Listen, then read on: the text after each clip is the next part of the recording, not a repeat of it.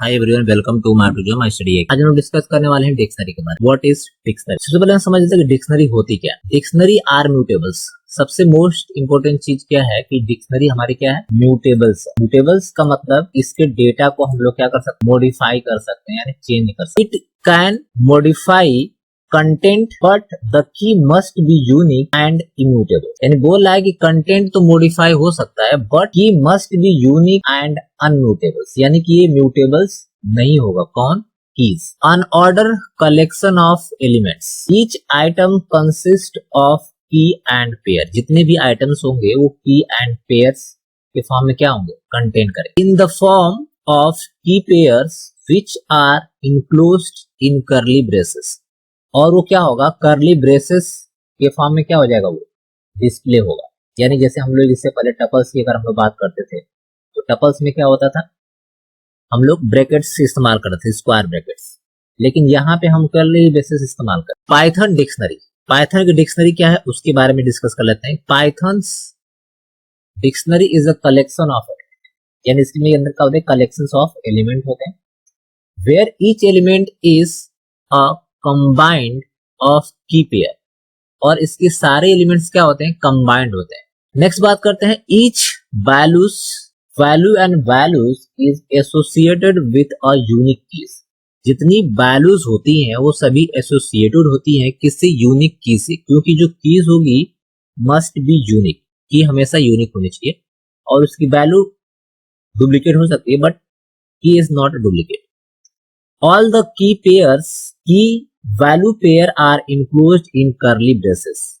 वो सभी क्या होंगे, कर्ली ब्रेसेस से इनक्लोज्ड होंगे। नेक्स्ट बात करते हैं हम लोग characteristics of Python dictionary. Python dictionary के जो कैरेक्टरिस्टिक्स है उसकी हम लोग बात कर लेते हैं। तो सबसे पहले आता है कि कॉम्बिनेशन ऑफ की एंड पेयर इज कॉल्ड की पेयर, की वैल्यूज पेयर। यानी इसमें कॉम्बिनेशन ऑफ की एंड पेयर होते हैं जिनको एक शॉर्ट टर्म्स में बोला जाता है की पेयर, की वैल्यूज पेयर। नेक्स्ट पॉइंट हमारा है key and its value are separated by colon sign. ये मोस्ट इंपोर्टेंट है। जो की और जो वैल्यूज होती है दोनों किससे सेपरेटेड होती है, कोलन साइन के साथ। नेक्स्ट पॉइंट है different key values pair are separated by a comma.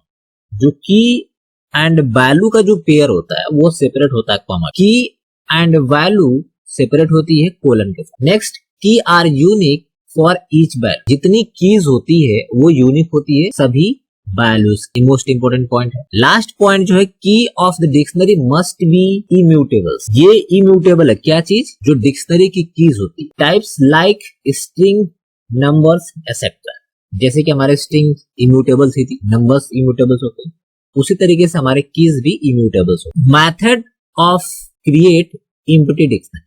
अगर एम्प्टी डिक्शनरी अगर क्रिएट करना है तो हम लोग क्या इस्तेमाल करते हैं, तो सबसे पहले हम लोग इस्तेमाल करते हैं there are two ways to create a empty dictionary which are follow. अगर एम्प्टी डिक्शनरी क्रिएट करना है तो सबसे पहले हम लोग क्या इस्तेमाल करते हैं, ओके सबसे पहले अगर हमको मेथड एम्प्टी डिक्शनरी क्रिएट करना है तो हम लोग सबसे पहले क्या करते हैं, जैसे हमने यहाँ पे लिखा है कि a इक्वल टू, ये ब्रैकेट्स लगाते हैं, तो इसका मतलब कि we have to created a empty dictionary. दूसरा तरीका एक और है, a equal to dictionary bracket में हमने ब्रैकेट ओपन और क्लोज कर दिया। तो इसका भी मतलब ये है कि डिक्शनरी नाम का जो है एक एम्प्टी डिक्शनरी क्रिएट हो गया। एग्जांपल ऑफ डिक्शनरी, कुछ डिक्शनरी के एग्जांपल हम समझ लेते हैं। जैसे हमने यहाँ पे ए नाम का डिक्शनरी क्रिएट किया हुआ है और इक्वल साइन और ये हमने कर्ली ब्रेसेस लगाया। हमने यहाँ पे दिया one are known as a key of the dictionary. Colon के बाद जो हमने यहाँ पे डबल कोट्स के अंदर वन लिखा हुआ है, this is the value of the one keys. फिर यहाँ पे हमारे पास टू क्या है, ये टू हमारे पास कीज है और ये हमारे पास थ्री कीज है और ये टू और ये हमारे पास यहाँ पे जो थ्री है, दिस इज कॉल्ड वैल्यू। उसी तरह बोल रहा है कि dictionary A has a numeric keys. Numeric keys कौन कौन सी है, 1 2 and 3 and values 1 2 3 are string. यानी यहाँ पे जो वैल्यूज है हमारे पास 1 2 एंड 3 ये स्ट्रिंग है और जो न्यूमेरिक वैल्यू 1 2 3 है, this is called a keys. Next हमने बी नाम का यहाँ पे बनाया है जिसमें हमने दिया हुआ है ए, उसके बाद बी, उसके बाद सी। तो यहां बोल रहा है कि dictionary B has both keys, यानी ए बी सी। ये क्या है, ए बी सी जो यहाँ पे क्या है वो कीज है एंड वैल्यू क्या है इसमें, एप्पल्स, बॉल्स एंड कैट, ये हमारे पास वैल्यूज है। तो ये तीनों हमारे पास क्या होगी, वैल्यू होगी। जो कि नेक्स्ट सी नाम का हमारे पास एक डिक्शनरी है जिसमें हमने 1 2 और 3 दिखा हुआ, और यहाँ पे जो 1, 2 एंड 3 है this is called a string की है, और यहाँ पे 1, 2, 3 क्या है, यहाँ पे न्यूमेरिक वैल्यूज। नेक्स्ट बात करते हैं append value in Python dictionary.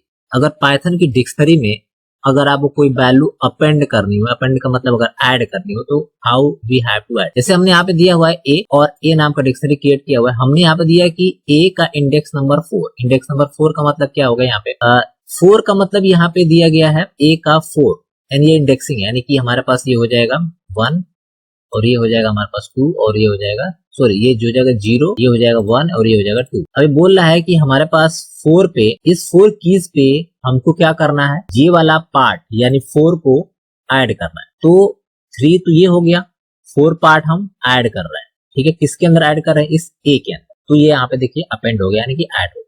तो this is called out. Next question है कि update value in Python dictionary. Python की डिक्शनरी में हमको क्या करना है, वैल्यू को अपडेट करना है। एक और तरीका है, ये हमने यहाँ पे बोला कि ए इज अ डिक्शनरी, यहाँ पे डिक्शनरी है, और यहाँ बोला गया है कि 2 इक्वल्स टू 2 के अंदर, यानी कि 2 का मतलब ये वाला पार्ट की बात कर रहा है। इस पार्ट पे हम लोग यहाँ पे टीना की जगह पे जीना कर, हमने ये अपडेट कर दिया। किसकी जगह पे, जहाँ पे की हमको मिल जाए 2, की हमको मिल गई 2, वहां पे हमारा नाम था टीना, वहां पे हमने जीना कर। अब हमने इसको प्रिंट कर दिया ए को, तो जब प्रिंट करेंगे ए को, तो जहाँ पे टीना था वहां पे ये देखिए आ गया जीना, तो ये वैल्यू हमारी अपडेट हो। Next update methods. Update methods में क्या क्या देख लेते हैं। Join two dictionary into one using merge the key and value of one dictionary into another, otherwise value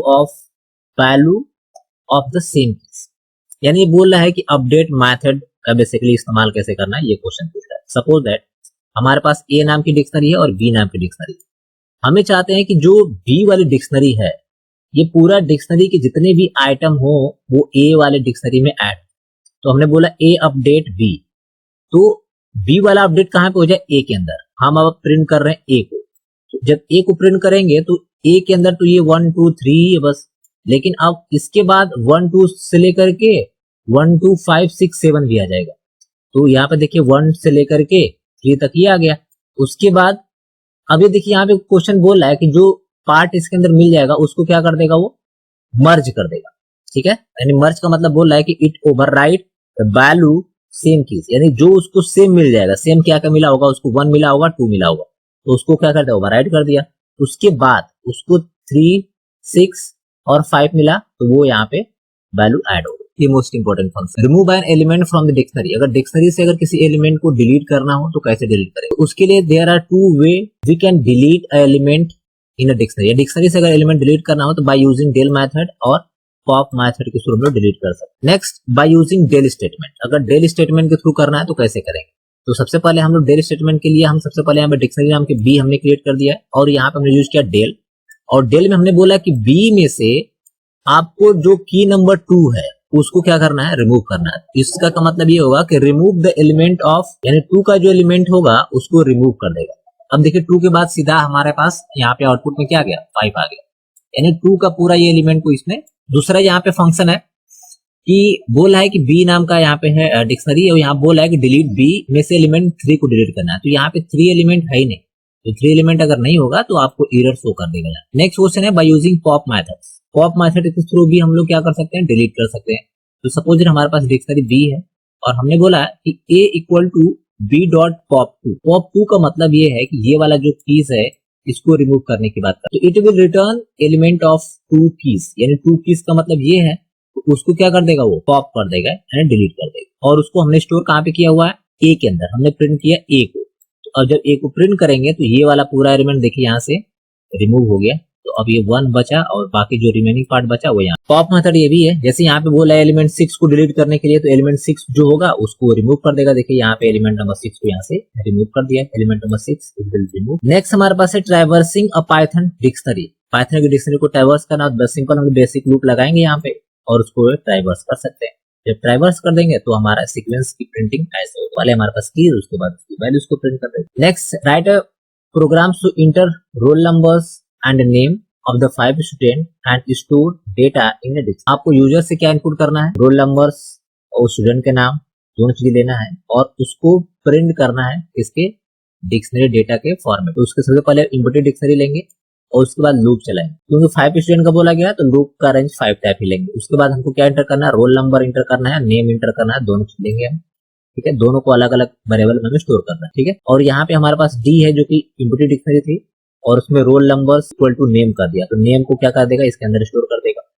फिर हम यहाँ पे डी को प्रिंट कर रहे हैं, तो डी के अंदर जो है सारी वैल्यू स्टोर हो जाएगी, और वो प्रिंट जब करेगा तो ये आपके सामने और बेसिक प्रोग्राम से उसी तरह से बेसिक प्रोग्राम है, आप इसको एग्जीक्यूट कर सकते हैं 1 by 1। होप आपको सारी चीज समझ में आ गई आसानी से। Thanks, have a nice day. अगर वीडियो को पसंद हो लाइक सब्सक्राइब शेयर करना बिल्कुल।